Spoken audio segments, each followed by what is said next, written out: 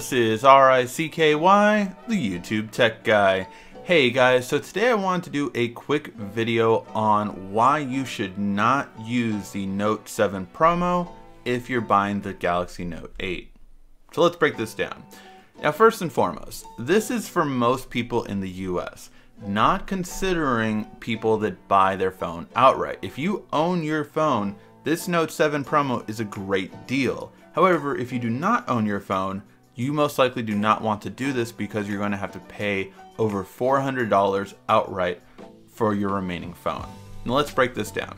First and foremost, what is the Note 7 promo? The Note 7 promo is if you owned a Note 7 before, which for me that's really big because I owned 4 Note 7s. Each member of my family who has a flagship phone all got Note 7s last year, returned it, got other 4 Note 7s, and then returned it again, and all got S7 Edges. So these are the remaining balances on 2 of the phones down below. One's more expensive because it's a blue one, so it happened a month later. The Note 7 promo tells me that if I trade in these phones, they're going to give me $425 for it. Now this is for S7 Edges, S7s from last year, Note 5s, S6 Edge Pluses.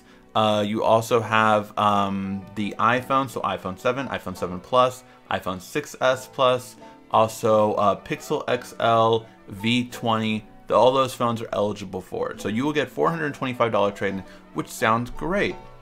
But there's a red box here that you need to pay attention to that I highlighted. And that is, one, that you are still responsible for paying off your remaining phone with your carrier. See, most of you divide all of the payments of the phone into monthly payments. So how ideally you want to do this is you pay off half of the phone, then once the phone is half paid off, you then trade it in, get a new phone. That is how most people in the US do their current phone purchasing. So you never pay off the full price of the phone, you only pay off to the halfway point. You trade it in, then you get a new phone. Here's the thing, if you do this Note 7 promo, you are suddenly obligated to pay the remaining balance, which let's take a look at this because this remaining balance might look a little familiar. So first of all, these numbers are from a month ago because the new bill hasn't shown up yet. I paid off this bill. So the silver S7 Edge down here is actually $30 less, and so is the blue one. So that number would be $450 minus 30, which is $420, and $480 minus 30 would be $450. So let's break down the first silver one and break that down to show you guys what I mean. So $420 would be the current remaining balance on the phone. Here's the thing, I can trade this phone in right now at that price of $420. I can trade it in right now and T-Mobile will pay off that remaining balance. So technically for my trade-in, basically they're giving me $420. Now with the blue one, well, with the blue one, it's $480, right? So $480 minus the 30 payment I did, so that's $450. Now the $450, to upgrade this blue one that I owe $450 on, I have to pay $25 before I can do it, which brings me to $425. So again, T-Mobile will pay off the remaining $425 in order for me to get the Note 8. Now, why is that so important? Because with this trade-in, then the $425 goes away from this phone, so it is paid off. Now, the important part to know about this is that that is a little bit different on how Samsung is doing it. Now, Samsung is giving you is doing the $425 trade-in, right? So you get $425 on this trade-in, but then you have to pay off all of a sudden your remaining bill. So let's break this down. If I wanted to trade in this S7 Edge, well, I have to immediately pay the $425 for my carrier. So that's first thing, I have to pay off the $425. And some carriers will still let you do it in payments, but your bill is going to be, of course, the same because you're still paying off a phone you no longer have. So keep that in mind. But depending on the carrier, you have to pay this off immediately if you trade this phone in and no longer have it. So $425. Well, I still have to pay the remaining balance of my Note 8 purchase as well. So that's 930 minus 425 trade-in that Samsung is giving me. Again, this is without taxes as well. That's 505. Plus, I have to suddenly pay my carrier 425.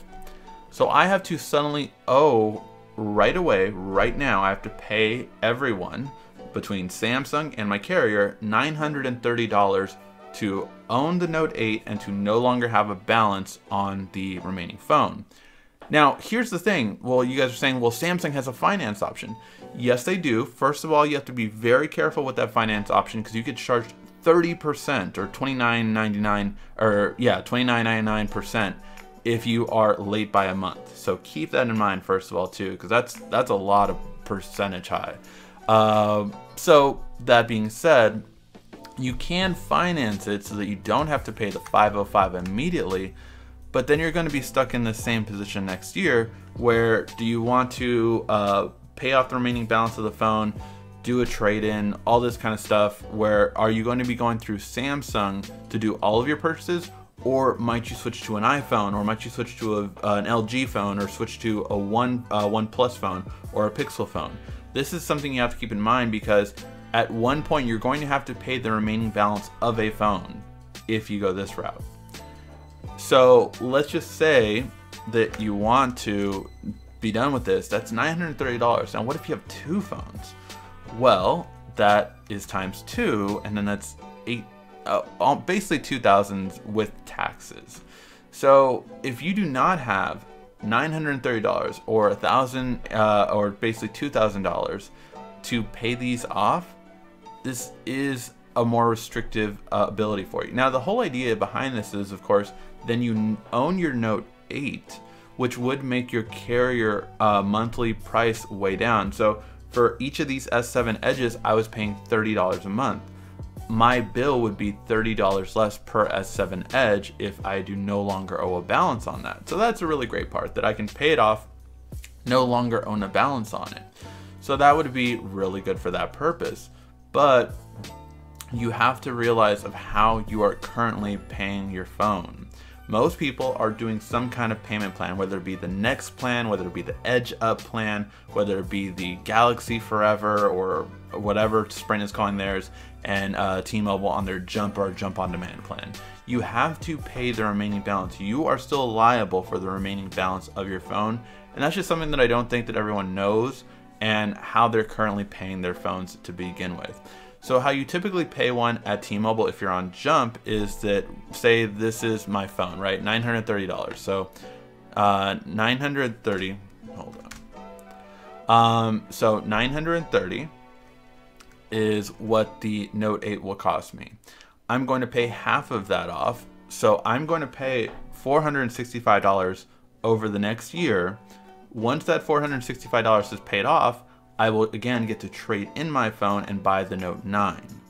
That is how most carriers, for the most part, work, depending on a few months here and there. But that is essentially what all carriers do. Once you pay off half of the phone, you get to trade it in for a new phone.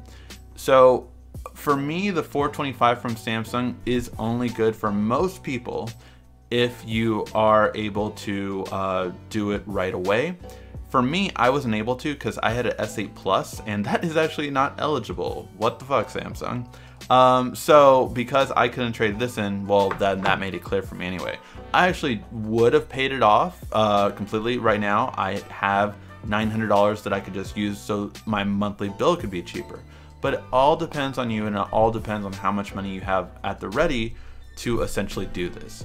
So for most people, I don't know if we would all have $1,000+ to $2,000. I could pay mine off, by the way. I can't pay my whole family's off. That's $4,000 I suddenly have to pay. I couldn't do that. I don't know if you can. If you can, great, then you should definitely do it. But I would say for most people in the US, you should not do this trade-in promo. If you have any questions, I know it's confusing, ask them in the comment section down below. I hope this video did help you out before kind of deciding on this purchase. Alright guys, thank you all so much for watching. This has been RICKY, the YouTube Tech Guy. Thank you for watching our video. If you liked it, why don't you go ahead and subscribe up there. Make sure you follow us on social media right here. And of course, check out our latest video up there. And right down here, you're going to find the perfect video for you. Or at least that's what YouTube tells me. Thanks again.